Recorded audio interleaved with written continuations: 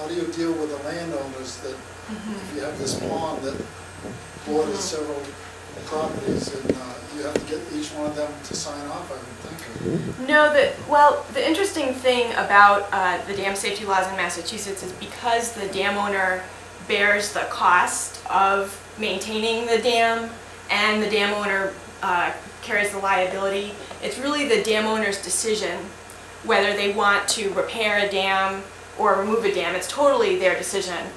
And just so a side note to that is that our program doesn't go around saying, hey, let's take out that dam. We work in partnership with dam owners who want to get rid of the dam.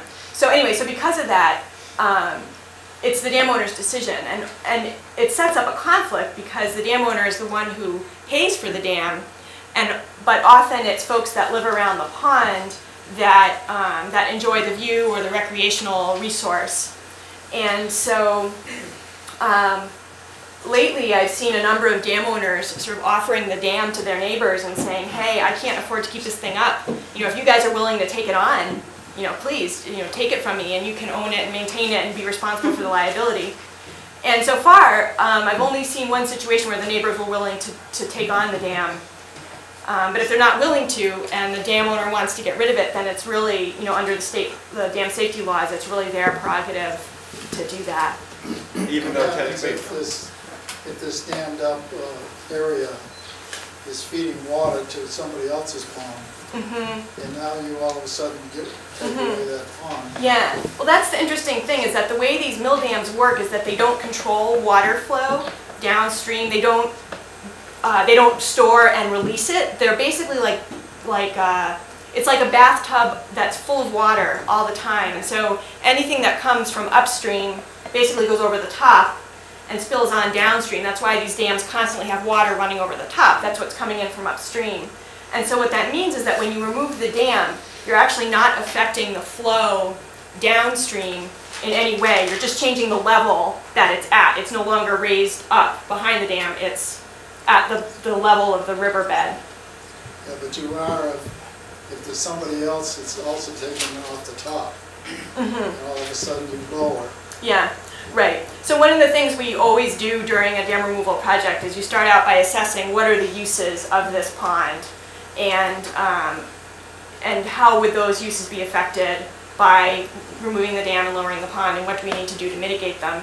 So for example, there was a school that relied on the water in the pond for its fire suppression, and we ended up working to get funding to put in a cistern so that the school didn't have to draw water out of the pond anymore. They just had a cistern that they could use the water from, and that became part of the dam removal project. And you don't really think of installing cisterns as part of river restoration, but because of all these uses of our waterways, it's important to know what those are and figure out how to keep them from being impacted negatively. Matt? Could you say anything about the implications of climate change for the state's dam infrastructure? Yeah, there's it's pretty interesting. There's a lot of research looking at flood frequency and flood magnitude, and also precipitation, storm events. Same thing, how big they are and how often they occur. And if you look at data from the last 30 years, it shows that there's already been an increase in the magnitude and frequency of large storms. So the infrastructure that's aging right now is only going to continue to be more at risk going forward. So that's kind of the infrastructure angle, you know, that these storms aren't going to go away, they're going to keep coming at us. The other issue is the ecosystem issue, and that is that as streams warm or as these impacts occur, which we don't even necessarily know what they are, it's important for the ecosystem to be able to respond. And the way that the ecosystem can do that, the way that fish can respond, is by being able to access all areas of the watershed. If they're restricted to a small piece, and that small piece warms because of climate change, then you're going to lose the species there. And so they need to be able to get into the smaller streams and to access different areas. And so that's one of the other reasons that we're interested in removing dams, is because basically to help the ecosystem adapt to the change in the climate. Any other questions? And Anna, I think you're in the back and you're from the Mill Pond Committee. So we'll give you a second to move forward through the crowd. And then Annie. I just wanted to know if you could give us any semblance of an idea about cost in removing dams. I know it's depends on. Yeah, I think the number one variable really is what's in that sediment. And that's, I think, the issue whether you choose to dredge or you Right, choose to, right. either way, you have to find out what's in there. So that really affects the cost. Other than that, we've had projects, ranging from $70,000 up to, up to all the way up. So, Annie? How often do you run into issues with historical? every project that we do goes through a process to evaluate what the historic and cultural resources are at the site. And then if we're disturbing any, then we mitigate for that. And many of our projects have that as a component. There's a few that don't, but I think most have it as some component. Does it, if it's one owner that has it, does it, I mean, they can just take it down whether or not it's a historical resource or not? I think so, yeah. For us, it's because we're a public agency, and a lot of the projects, we use federal grant funds for a lot of them, and so if it's a federal project, then there's a process that the federal agency needs to go through to evaluate the cultural and historic resources. But I kind of think that any project would need to interact with Mass Historic. I'd have to look at their website to be sure, but yeah, it's worth looking into. Beth? I actually have a question, I think more for you than for Beth. The dams, I guess the one at the Mill Pond, is that owned by the town? It's somewhat up for discussion whether it's owned.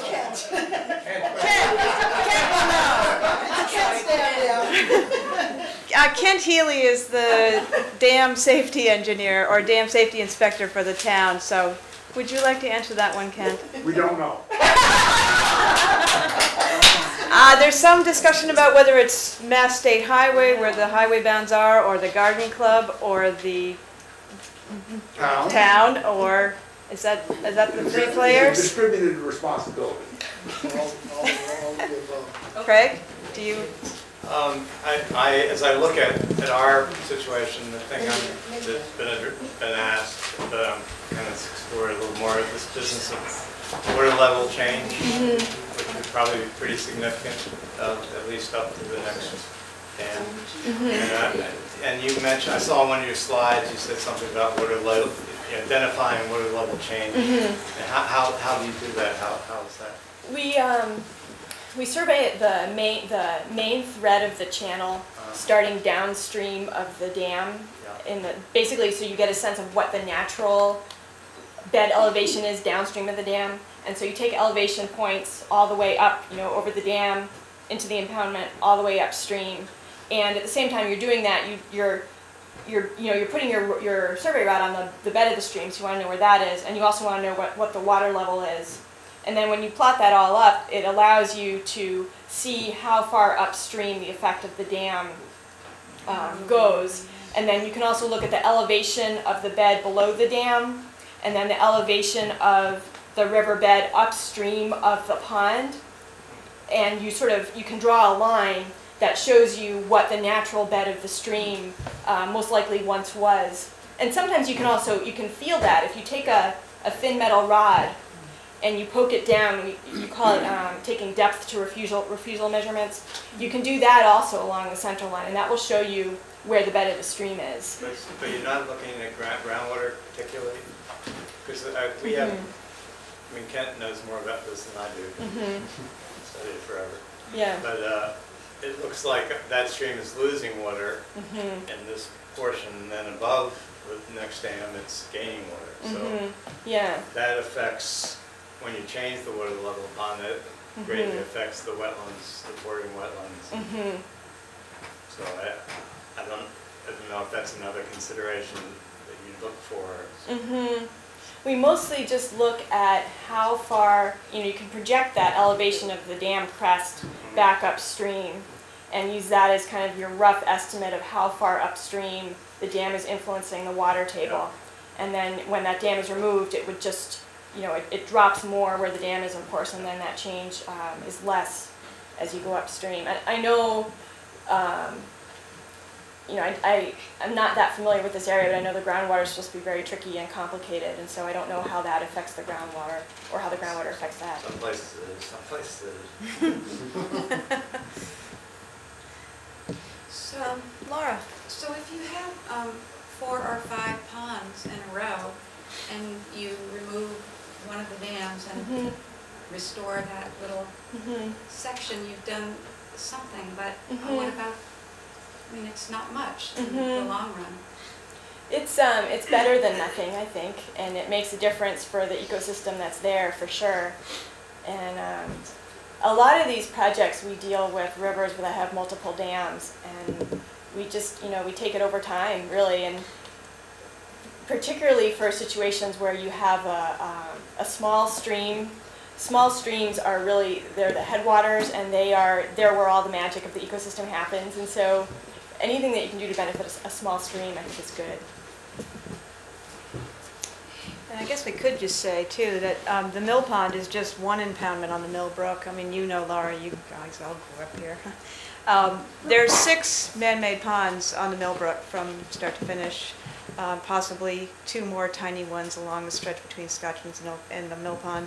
As well, on the Tiasquam River, there are 6 impoundments, the last one being on this side of the road at a farm pond for Douglas's farm.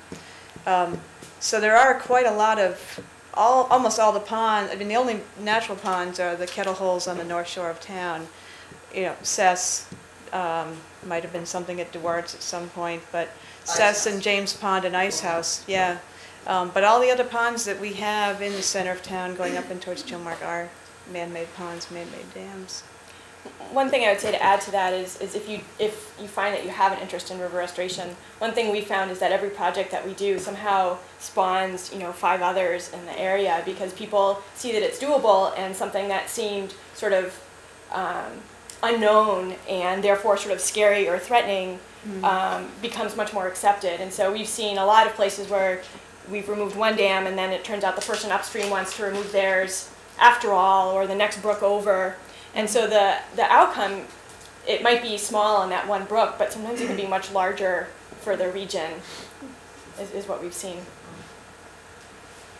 Anyone else? Anyone out there? Anyone there? Well, I guess if that's all for questions, if people want to contact me, I'm the one who sort of got this together. I'm the one who's interested. You all seem interested. If we want to have further discussions, I'm in the phone book. You all should feel free to call me. I'm not sure whether this discussion goes on about the mill pond as far as this being an option, but I wanted to get the discussion started, so that's what we did today. So I really thank you.